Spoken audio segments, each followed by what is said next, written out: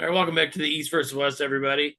We missed a few weeks. I had some personal issues going on, so I didn't know if I was going to be able to keep going or not, but we're here. And we missed a bunch of arm wrestling. There was a King of the Hill 12, I believe it was, that there was a bunch of big matches. Auden Larratt smoked the Korean Hulk, which Chris and I both kind of predicted. I know there was a lot of people saying the Hulk was the favorite going to that match just because he was so big and strong, but it was a complete mismatch. Did you see that, Chris? I did. Yeah, it was basically exactly as predicted. I mean, he was just going to take his hand over and over. There's no chance that the Korean Hulk had a beaten Auden just on technical No, ability in the matchup alone. Like the Korean Hulk is one of those guys who might look really good against certain guys, but against anyone who can top roll or has the leverage advantage that Auden has, he has no chance. no, nothing. What do you think's next for Auden?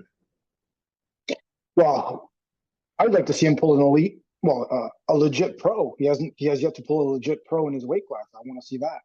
He's beating up on amateurs, right? He has yet to pull a legit pro.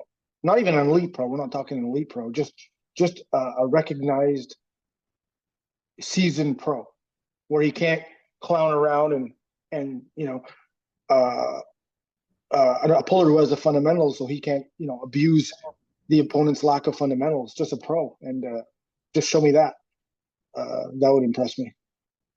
Is there any particular pro that you have in mind? Like within, I think his weight's like 220 to 240. I don't know what he could get down to. Is there anybody specifically in mind in North America you'd have him pull? Well, it would have to be a guy low on the rankings, right? But so who's low? Who's top? Who's between 10 and 15 in the 220 right hand in North America? I'm not sure.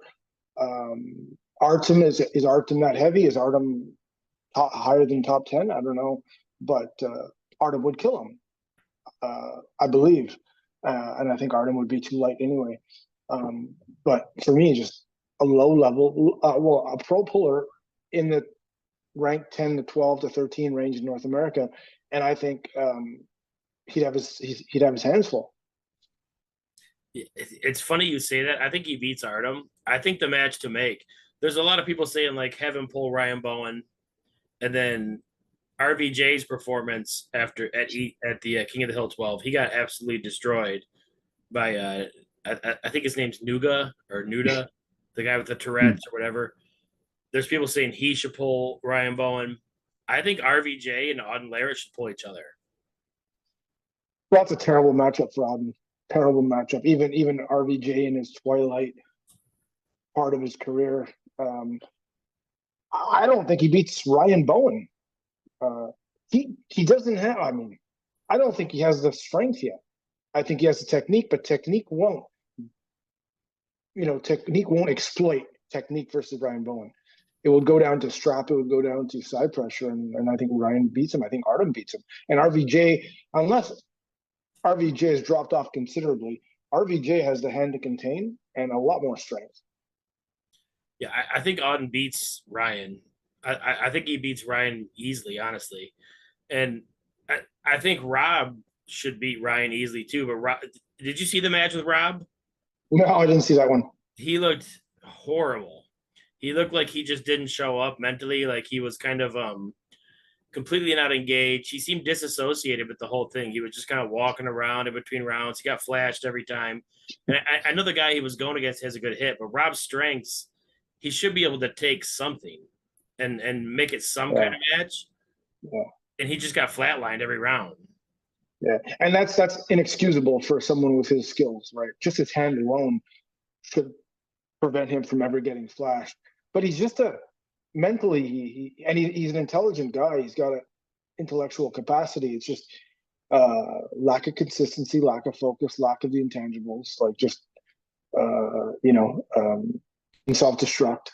I don't want to say a loser because he's not a loser, but he definitely doesn't have that champion ilk aspect to his brain, to his personality. Yeah, and you can't keep sending Rob out on these pay-per-views to get flatlined. He's gonna have to beat somebody, and you can still put it on pay-per-view, but he's got to get a match with somebody he he can't pull another high level guy until he beats somebody, anybody. Give Yeah. him anybody. And I think him and Ryan Bowen really at this point is the match to make. It would garner the most attention. Him and Ryan have had back and forth. They had a podcast together. They've scheduled matches multiple times.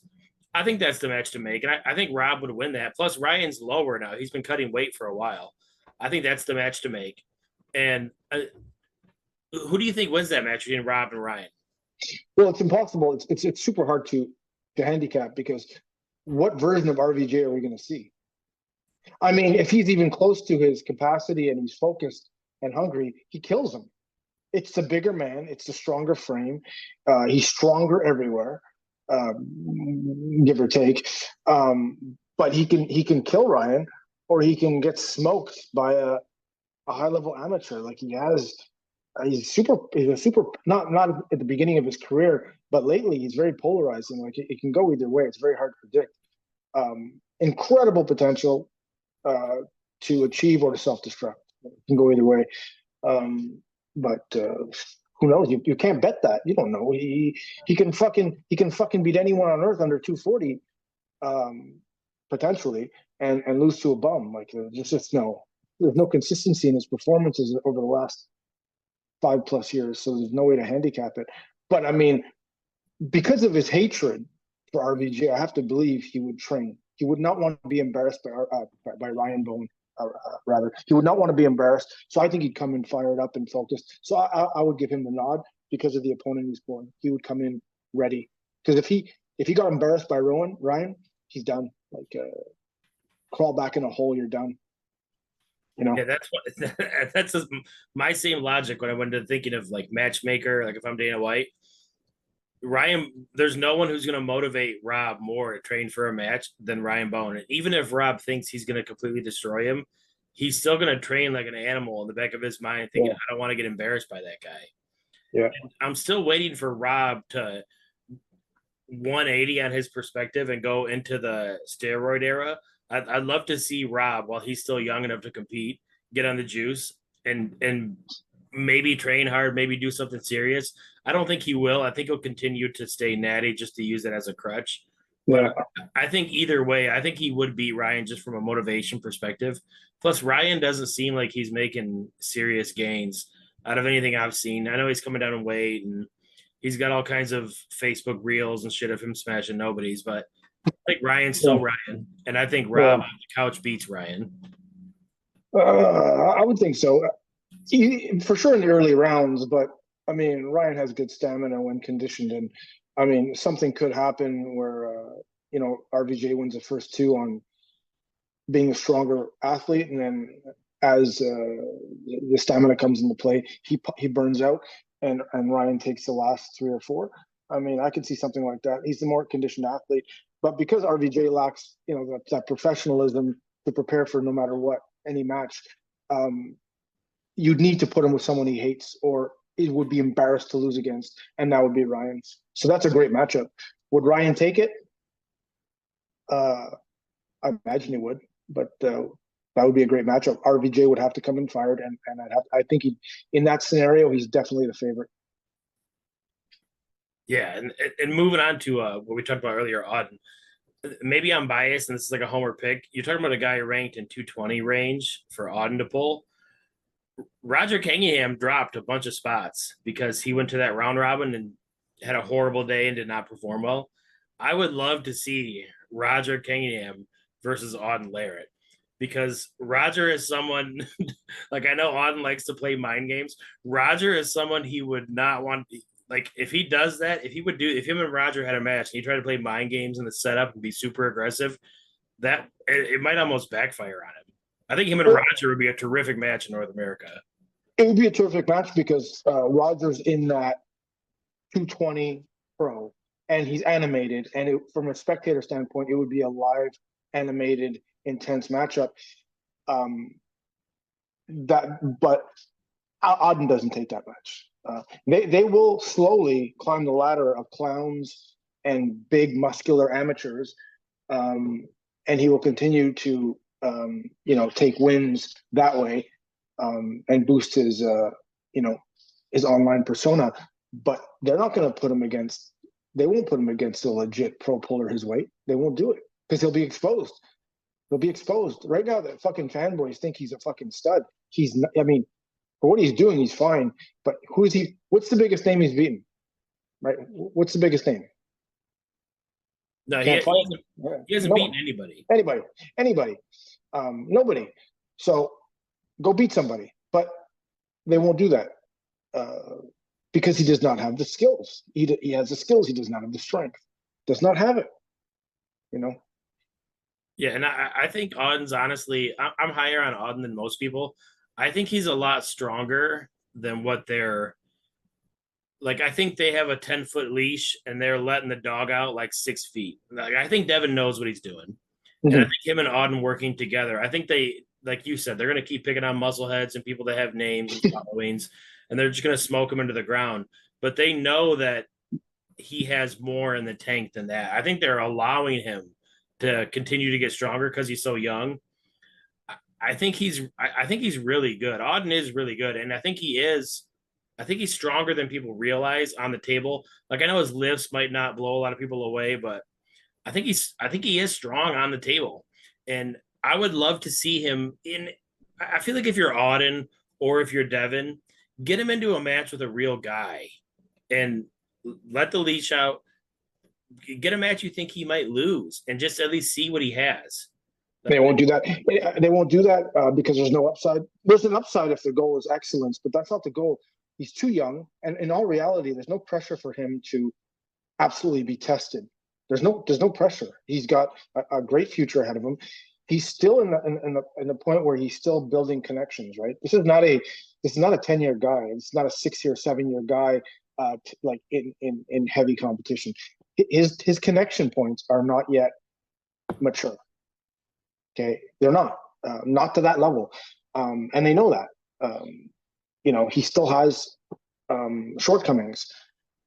It's not his IQ, and it's not his capacity, and it's not his knowledge, or technical aspect. But they don't do that, and frankly, there's no rush to do that. They're still building his persona and still building his I wouldn't say arm wrestling credibility, but it's his arm wrestling credibility. Not the people that know much about arm wrestling, but it's not the majority of arm wrestlers or arm wrestling fans that know a lot about arm wrestling. So, I don't think there's pressure to put him against someone who can beat him. I think it's the greatest thing on earth. If that was my kid, I'd want him to take beatings early, just so he knows what it's like. It can fuel him, and he's a man. He's not a boy anymore. So, man up, and let's see what getting embarrassed or getting beaten does to you, because that's what you want to see. Everyone's a stud when they're winning. So I would throw him into that right away, but they won't do that. They won't do that. I do the same thing, like especially if I was Devon and Auden with their ability and their versatility. Like they have the money now from social media and their following. They can essentially do whatever they want, and Auden's still going to gain followers. Like if it was my son, if I had Devon's following and income from social media, I would take my son and we would hit tournaments. We'd hit tournaments. We'd film them. He'd pull a shitload of people all over North America. Every tournament, we'd live stream it. We'd do whatever. And he'd get to pull everybody. And win, lose, whatever, it's going to be out there. And he would hit the road with me, and we would just go on a fucking run and see what he could do, see what he could really do. And that would almost serve a better purpose than a lot of his training. Like I'm not sure exactly specifically. It seems like he's training match to match, but hitting the road and feeling all those different hands of elite pullers and going to big tournaments, that's going to serve him better in the long run than just lifting weights for a specific guy. But and it would almost gain him more traction. Like they'd be on the road, like they'd be together, they could build it together. But how many more lame ass super matches do you think Auden can have before people get tired of it? That, and I agree. That's a really fun way to look at the sport and to evolve from where he is now. But Devon also did that growing up. Like in his, he would travel and travel and pull and pull and pull. He's done that for 30 years. But don't forget, he took on an incredible amount of damage and wear and tear on his elbow in the surgeries and stuff. And I think I'm not certain he wants that path for Auden where you just go and you pull 1,000 guys a weekend. I'm not sure. That's not necessarily the best way to get better. It's a fun way to arm wrestle, and you meet people and you grab a lot of hands. But if you're trying to make someone into an absolute fucking champion, I don't know if that's the best that's the best attack point. It's the funnest. Is it the most objectively, righteous? I'm not sure. Yeah, and I'm not saying pull 1,000 guys. I'm saying literally every 2 weeks you're hitting a tournament, and you're only pulling these guys in the tournament. We're not doing after pulls. We're hitting the road. We're gonna hang out. You can do social media. We'll film whatever, but you're not pulling. No after pulls. You're gonna get ready goes with these guys in the tournament, and then we're done.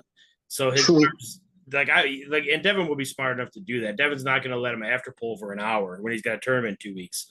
So you could just use that to build his base and get him more comfortable with multiple people. More comfortable, but it would hurt his progression. It would hurt his strength progression.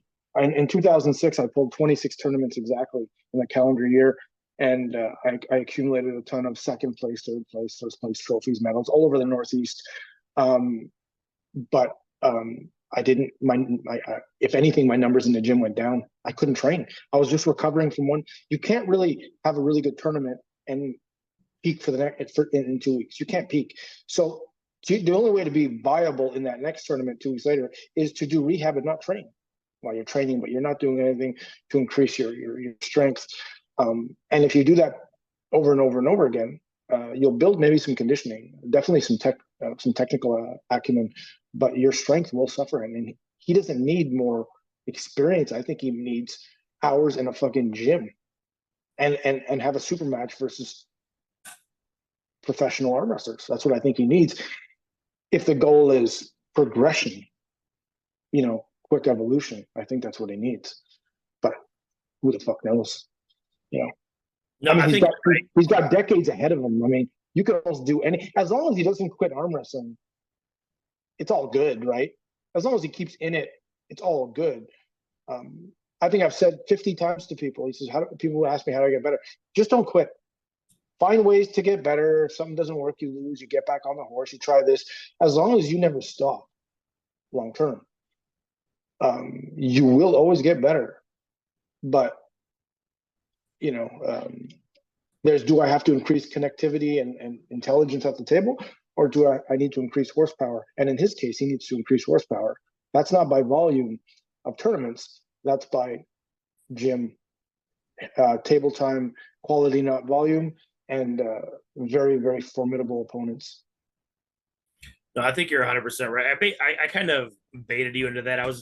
I know, and I agree with you what Auden needs, where he needs to get stronger, and hitting those tournaments would be awesome. Maybe a blast for him and his dad, but long term, it might not suit him the best as far as damage and like long term injury. The best thing for him would be to get stronger for sure and to take super matches. I just like to see him take a super match against somebody who's formidable, like my son right now. He's practicing wrestling 3 days a week and he lifts 3 days a week. And he was concerned a couple of days ago. He's like, what happens when I'm practicing 5 days a week and I'm wrestling on Saturdays? Like, I'm going to be wrestling 6 days a week and I can't lift. What am I going to do with my strength? And I was like, trying to reassure him, son, you're not going to get weaker. Doing that wrestling, you're still working all your muscles. You're not going to get weaker. You might not get a lot stronger, but all that foundation you built will stay with you. So it's the same thing in Auden's case, where he needs to continue to add layers to his foundation. And then when he goes match to match, if he ever decides to go on a tour and go match to match, his foundation won't weaken. He might not get stronger, but it won't weaken. No. It won't weaken. He's too young. But I mean, it depends on how quick you want him to hit his potential or get closer to his potential, and acknowledging what his weak links are, and then attacking that. But I don't think he needs more volume of tournaments. I mean, sure, fucking do it. I mean, really, arm wrestling is about having fun and enjoying the world, enjoying the community. But if the goal is absolute excellence and attacking your potential as quick as possible, expediting that process, and your strength is your weak link, you're not on the table every day, every week. You're not. You can't be. and not at an intense level. You're not, and you're not even hitting a tournament every 8 weeks. You're probably hitting really, if peak strength is the goal, you're probably hitting 3 tournaments a year, maybe 4, and that includes super matches. 3-4 peak events per year max, if strength is the goal. But he's too young for that to be the goal. I'm just saying that if they really wanted to expedite his progression, that's what it would be. But there's no rush to do that. If it was my kid, I wouldn't. Unless that's what he absolutely wanted, I wouldn't throw him into that quick. Have fun, enjoy, pull friends, pull every day. But I'm okay with anything. Just don't tell me he's a pro stud.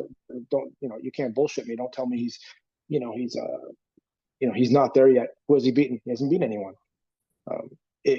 Does he have a lot of fans? Sure. Do we all encourage him? Absolutely. Does his potential off the charts? Of course. But who has he beaten? Nobody.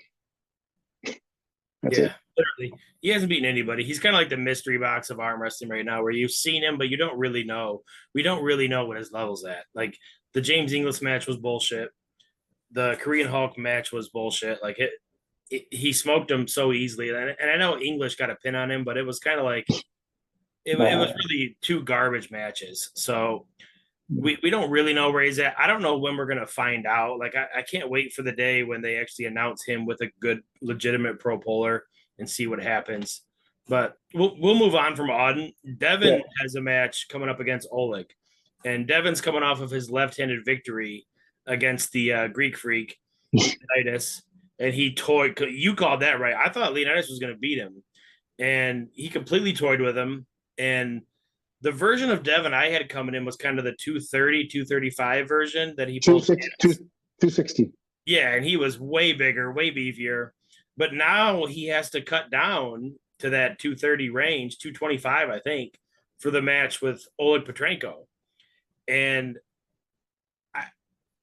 I predicted before, I think Oleg at that weight class beats him. And I still predicted, especially now after that rebound, letting himself go up to that big and then having to cut back down. It's next Saturday. He's pulling Oleg Petrenko on East versus West if you guys want to watch it and buy it. Oleg is an animal, and he's looked ridiculous lately. His only loss was to Hutchings a few years ago, and he's freight trained everybody since then. He beat Angerbayev. He's beaten everybody. Devon having to cut to that weight, I don't know how he beats Oleg right-handed. And I know all the Devon fanboys and everybody in his corner is going to think he'll beat him. And I kind of hope he beats him because I want to see him pull Todd Hutchings again in a rematch. But I think Oleg beats him. I don't think he can beat Oleg if he cuts to 225. Yeah, I got unless he can weigh in 3 days before and show up at 240.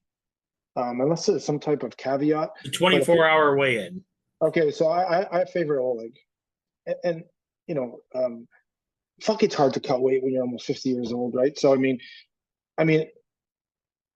what is he now? Doesn't he have like 20, 30 pounds to lose? Is it that dramatic? It's big. He's big. With a week to go? Like, fuck, that's a risky... That's very challenging and very risky for a 50-year-old who's had health issues in the last few years. But either way, Oleg's favorite. I'll favor Oleg there. Even if Devon gets down to that weight, to where he retains most of his strength and he's in relatively good condition at that weight and hydrated and all that stuff, I favor Oleg. Devon's even at 260. Devon's not fat. We're talking about a massive human being. I mean, he's 6'5" at least. Big frame guy. He's lean. So let's say he's able to get his body fat down to 250 and then cut 25 pounds of water weight. That's 3 gallons of fluid he's cutting 24 hours before. Let's say you have a perfect cut the week of. Everything's great. He's still losing maybe 5% of his strength even after he rehydrates. More, if not more. Yeah. If not more. And how many matches are there where it's really close? And if you're 5% weaker than the guy, you lose. Like, look at John when John pulled. Was it Sasha where he got down to 100? Oh yeah, he looked terrible. I mean, but he lost a whole bunch of weight and he was fasting and I'm like, the muscle tissue he lost and the strength he lost and Jesus, it's just not smart. But who knows, man? Like, more power to Devon. I wouldn't have done that at 30, let alone 50. But you know, yeah. And I know everyone considers the horsepower that you lose. Like you might lose 5-10% max horsepower. What people don't consider when you cut crazy amounts of weight like that and you rehydrate, your Stamina. endurance, yeah, your endurance is not the same. And I know his endurance is his strong point, but if he loses some strength and loses some endurance, and he's going against a guy that didn't cut a bunch of weight, like even his sharpest edge might be dulled enough where Oleg beats him. Like it's a tough match to call because it's hard to bet against Devon, but Oleg's so good, I don't see Devon beating him cutting. Right, but then that brings in the aspect of the clown stuff, right? The just the craziness and the I wouldn't say table bullying, but all the bullshit that he can bring in to try to gain an advantage, and he'll have to use that in spades. If this match doesn't go his way early, look for a ton of ugly. And Oleg really doesn't have. He's a very balanced puller. He doesn't. Reminds me of Fedor. Like Yeah. Petrenko as a fighter, he's stoic, super stoic. Stoic and very balanced, strong-minded. You know, hand and wrist. He's got arm. Like he's just a very, very well prepared, well rounded. And Devon at 260 for sure. Maybe that's a good match. Devon's favored slightly, and I'm not certain Devon walks over him. Right, I'm not certain because this guy's a fucking animal. But Devon dehydrated, weakened at that state. Only 2-1. Yeah, I agree. I think Oleg beats him, and I think Oleg beats him. I'm hoping that Devon does beat him because Todd Hutchings has a match coming up against. Is it Yoshi? What's it? It's Yoshi, former multi-time former WAF champion, Kane. I know his last name's Kane. Yoshi Kane or something. Yeah, Yoshi Kane. And this guy had a super match with John Brzezinski back in the early 2000s, right? And it's on Pulling John. Yeah, I mean this guy. I haven't seen him pull in 20 years. Last time I saw him pull was in Tokyo, Japan, 2005 World Championships. It's the last time I even saw him physically. I don't even know if he pulled. I just remember seeing him there physically. I don't think he's pulled since. When he pulled John, it was prior to that.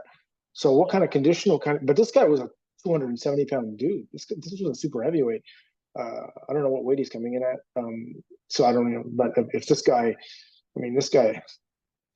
his strength was incredible when he was at his prime. But that was, who knows what he is now. Who knows? It's interesting match. But just on the unknown, I favor Todd. Yeah, and what we do know about this guy, even in his prime, crazy side pressure, short levers, inside puller, does whatever he can to get the match inside. And once he does, he wins. He doesn't really lose inside matches, or even if he can just get it on his side of the table, his side pressure is crazy enough. He seems to beat everybody. I think Ingen set this match up hoping that Todd wins and hoping that Devon wins so that Todd can be Devon's first title defense, because that would be amazing. I'd love to see because Devon and Todd pulled in WAL at 225, and a lot of people thought Todd was beating him, and they just weren't calling pins with those weird ass WAL pads. And so I think Ingen made this hoping that those two guys win and Devon and Todd can pull each other. I think Todd's more of a favorite than Devon, though. I think Todd smokes Yoshi, like you said, just on activity alone. Plus, Todd's gotten so much. Todd might be better now than John Brzezinski was when John pulled this guy 20 years ago. Like, Todd's gotten so strong inside. Right. But when John pulled him, John was incredibly tactical and worked from a high position. Todd's going into this guy's wheelhouse, and this guy's wheelhouse, historically, this can be an absolutely ridiculously epic side versus side matchup. It can be like bone bending. It can be ridiculous. Historically, theoretically, we don't know where this guy's at. He could come in at 210. Could come in at 290. Fuck, I don't know. He's not a tall guy. I think he's even shorter than Todd. He was just very, very beefy. But it's fucking interesting. But I'll favor Todd. Todd doesn't even look beatable anymore. So I think I just like you. I think Todd will win that, but I don't have Devon advancing. I don't see in any world how Devon can lose that amount of weight unless he's bullshitting and he's like 235. But if he's actually 257, with 8 days out, or 7 days out or 6 days out to win. I mean, holy fuck, man. You're 49 years old. I mean, that's absurd. Anyway, And he might be bullshitting, but could be. even if he's not bullshitting, Devon, no matter what the weight cut is, no matter what the scenario is, Devon at 225 is not he's not the same guy as 267. And it's the same with any human being. Like, you can't expect someone to be in a strength sport their strongest when they're 35 pounds lighter. Like, it's not. Yeah. I always thought that a weight cut should be like the 6 to 7%, even with water, of course, to retain general like 95% of your strength after you rehydrate. And I don't have a calculator in front of me, but he's way past that 6-7%. If he's going from 260 to 225. Anyway, we're looking at upwards of 9 to 10% of mass or water loss, which is a ton. It's a lot. Anyway, fuck yeah, that's a lot. I don't want to cut. If I'm trying to be my strongest when I'm going to the gym, I'm gonna eat. If I'm just going for a maximum lift, I'm gonna eat a few hours before. I'm not cutting weight 24 hours before, and then I'm gonna eat maybe some sugars on the way there. Like, if you're really trying to be your strongest, you cannot deplete yourself. So it's a horrible scenario to be in when you're trying to be your strongest and have your most endurance and perform your best. Because you're doing it because you believe you at 95% beats him. You believe that you at 99% beats him, because if you don't, you're foolish. If you think you need to be 100% to beat this opponent, yet you're going to be completely depleted, and ultimately 90 to 95% of your performance capacity, you're an idiot, or just going in taking the money knowing you're going to lose. It's foolish, but he knows something we don't, or maybe he's bullshitting. I don't know. Maybe he's 242, maybe he's 239. I don't know. I think that's the difference too between super match pulling and tournament pulling.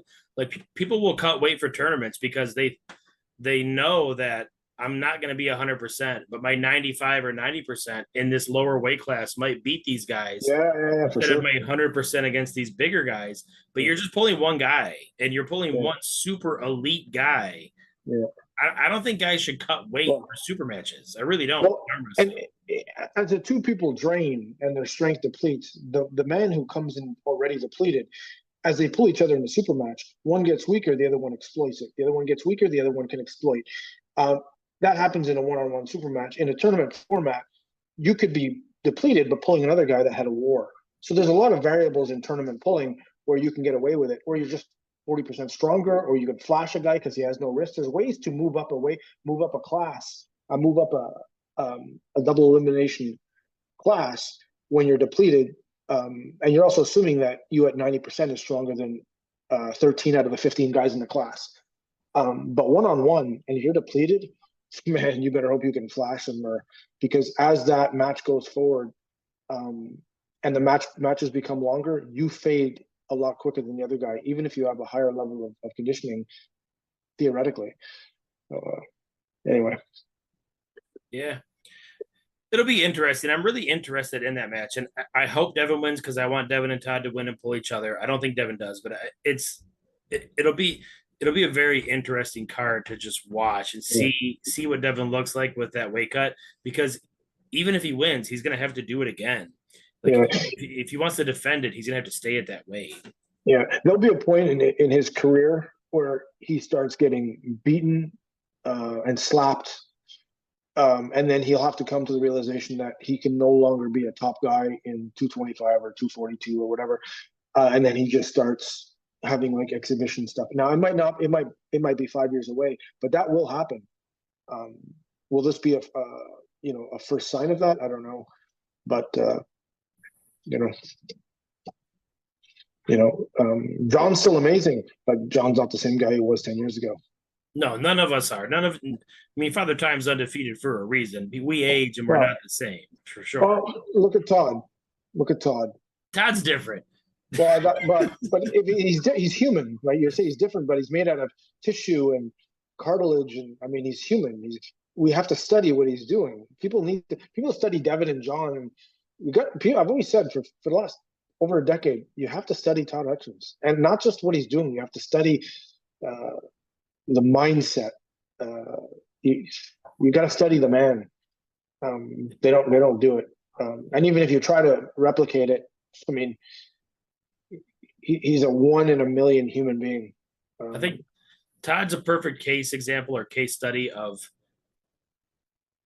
Todd Hutchings has taken his arrowhead and sharpened one specific edge to the point where it's so sharp and it's all tendon and bone. Like he's not versatile. He's not doing anything other than I'm just gonna smash you in my lane. John Brazil was the perfect storm. The guy who had everything, could pull any angle, and he still really is. He's still that guy, but none of those edges are that sharp. Devon's very similar, where he's super versatile, high table IQ, doesn't flash anybody, just uses his stamina as his weapon. Todd's weapon is strength in one lane. He's become a freight train one lane. There's a philosophy in many, less and less now, but in some NFL coaches where we run and we stop the run. That's all we focus on. We run and we stop the run. We run, and the success to winning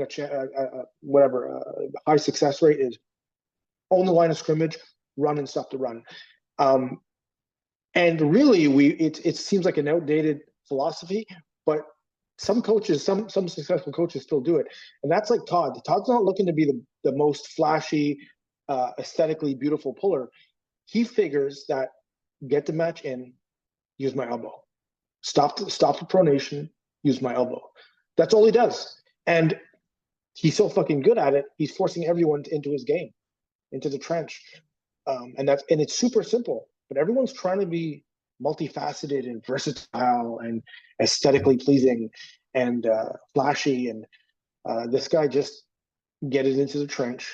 If I live in the trench 355 days out of the year and you live in the trench 19 days, when I put you in the trench, you're fucking uncomfortable and you're squirming and you want to get the fuck out. I'm right at home.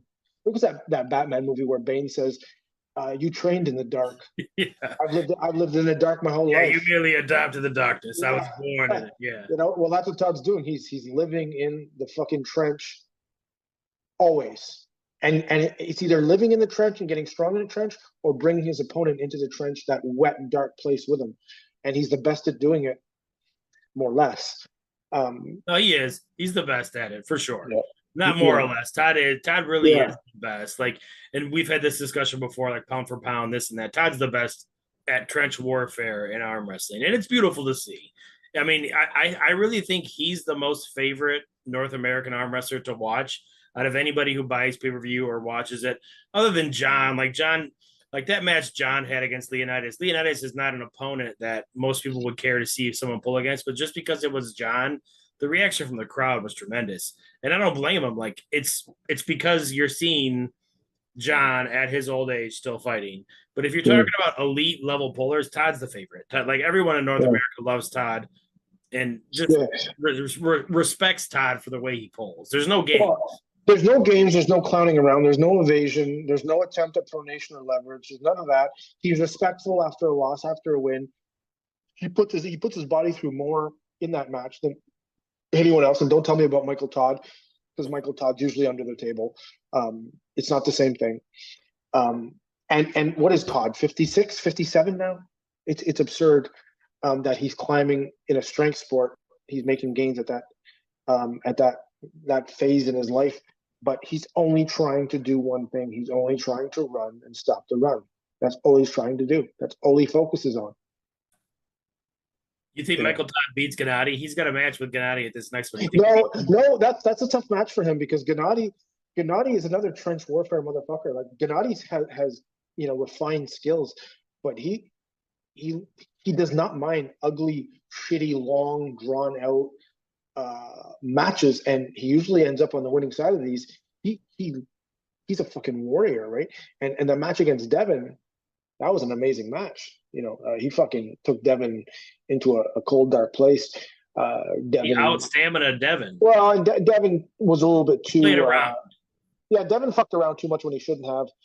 But in that match where Devon got him in a deep hook, and his elbow couldn't sustain the side pressure from Genadi, and Genadi went sideways with his bent wrist. That's insane, man. To do that against Devon.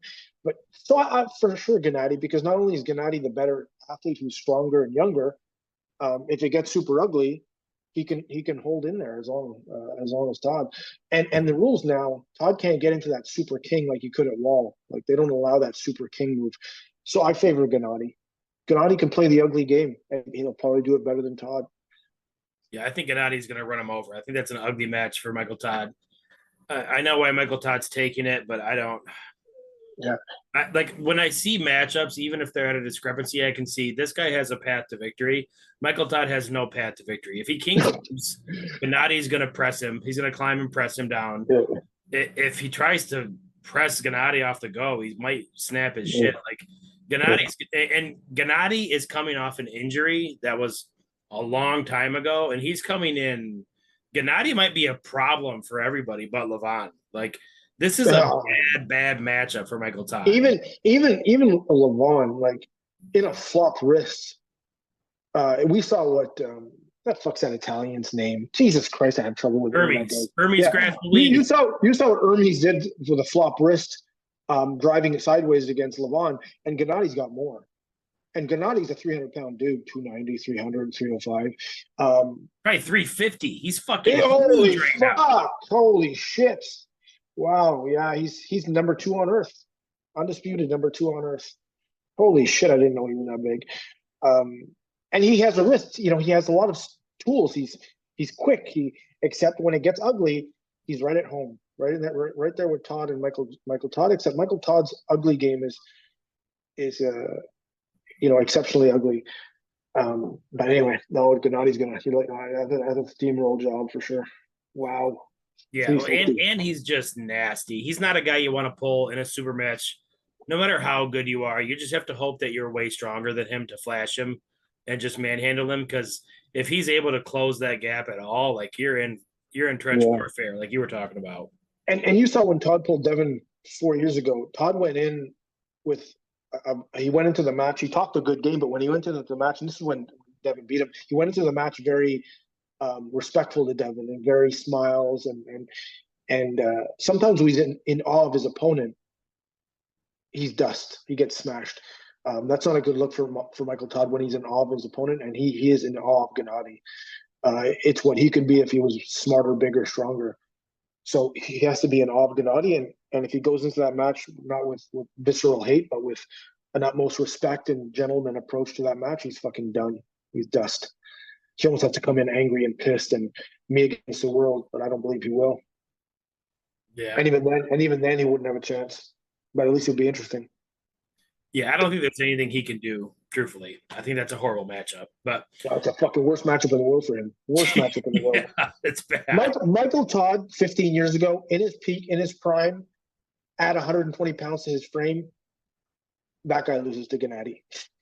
That's how far off. But it might be a good match. But Genadi is Michael Todd 2.0, add on 80, 90 pounds. Like it's a scary dude. It's a scary dude. Yeah, and he has all the krypton. Like he is Michael Todd's kryptonite stylistically. So yeah, it's a horrible matchup. Well, Michael Todd goes to the King's move. He can come up and press through that King's move, and if he can't press easy, he'll stay there. He'll climb and and work his way through it. Yeah. Gennadi's really underrated in the arm wrestling world, man. I don't know if it's because he can't speak English or if people just don't like his fucking name, but Genadi really is a problem. He's really, really good. Well, he's underrated in North America, but I think he's a goddamn iconic legend in Eastern Europe, right? Just not here, because he's not. I don't know. Maybe there's a language barrier, but he's awesome. He's got it all. Fucking got it all. Him and Todd, that strap will break. They will break some straps. Oh, they broke many straps. Yeah. Wow. There was one more arm wrestling match I wanted to ask you about, and it's about the two least skilled arm wrestlers in arm wrestling right now. You probably know where I'm going. It's Brian Shaw versus Eddie Hall. Have you seen this? I don't pay attention to that. I don't pay attention. That's not an arm wrestling match. That's a circus. That's an exhibition thing that should be that should take place under a tent where 60 feet away from that tent they got those like mongoloid babies in a fucking a mason jar, and like it's a circus. Fat bearded lady. I mean, but what pisses me off is people will care about this match, but why? Why care about that match? I mean, if they both committed to the sport for 2, 3 years, 4 years, and they both look like um, technically proficient arm wrestlers, then it's an interesting match. But they're not, and you almost don't want them to do it because they both have the horsepower and the lack of arm wrestling style connectivity to get hurt. Like this is a recipe for injuries.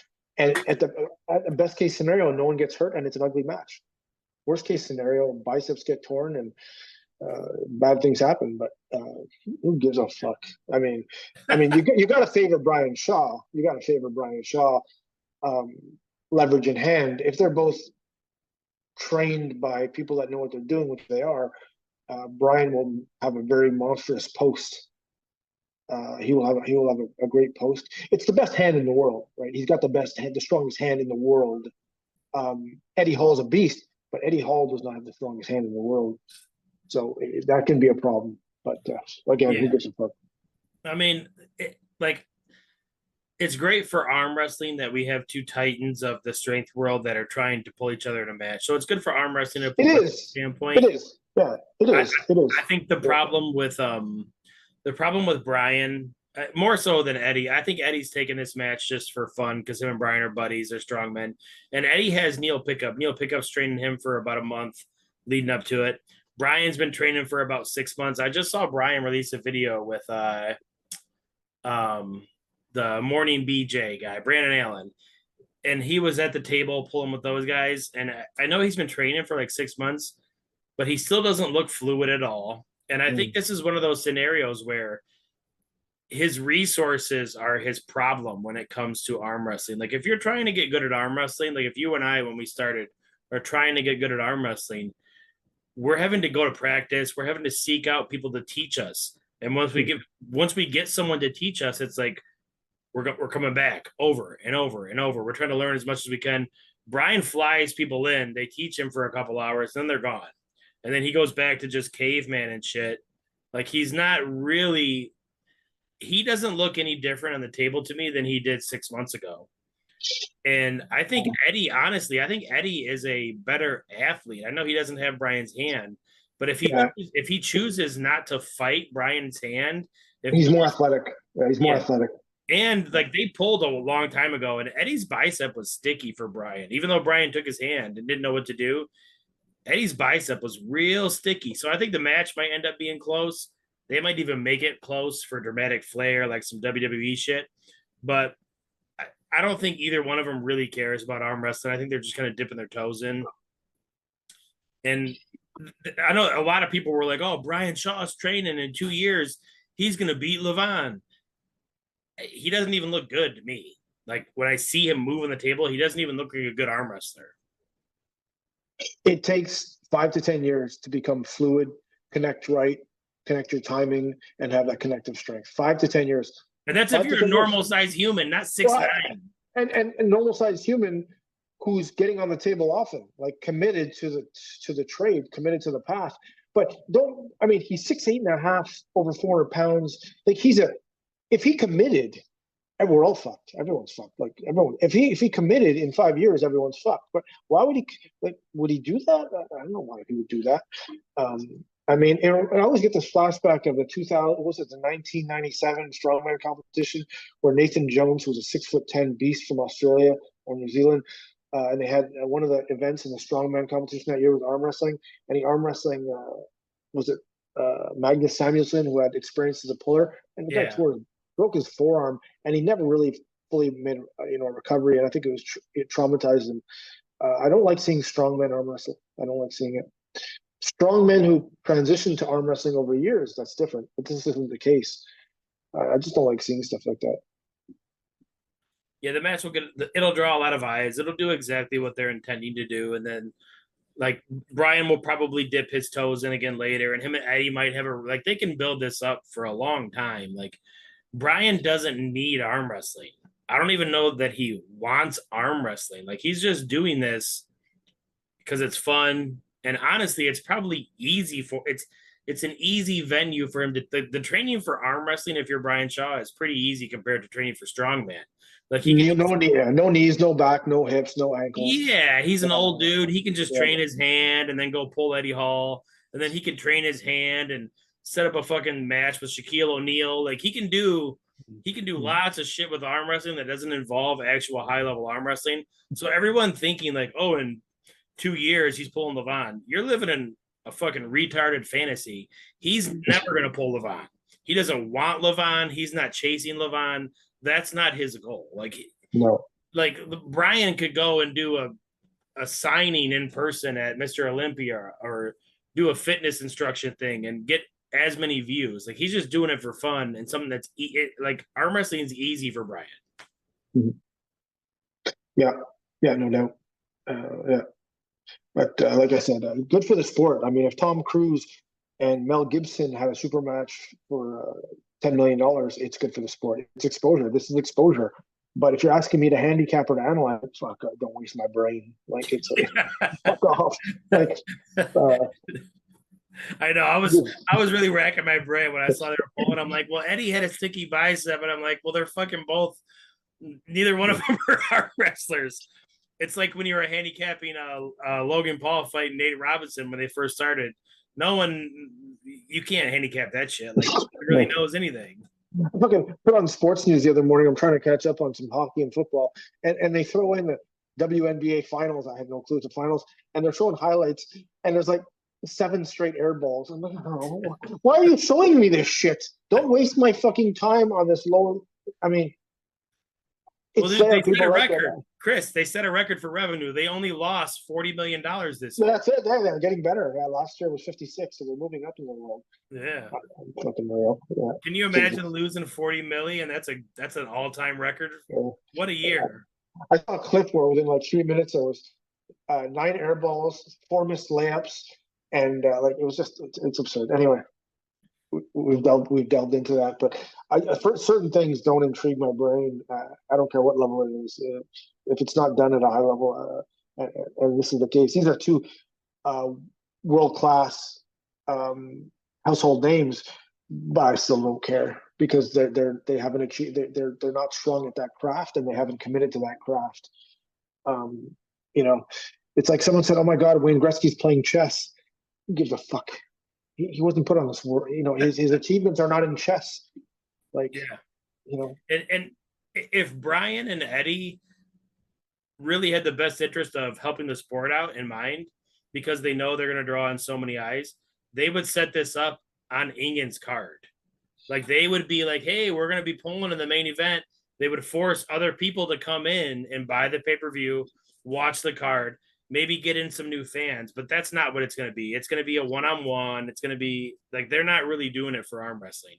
They're doing it for themselves. And I don't blame them. That's fine. It's all good.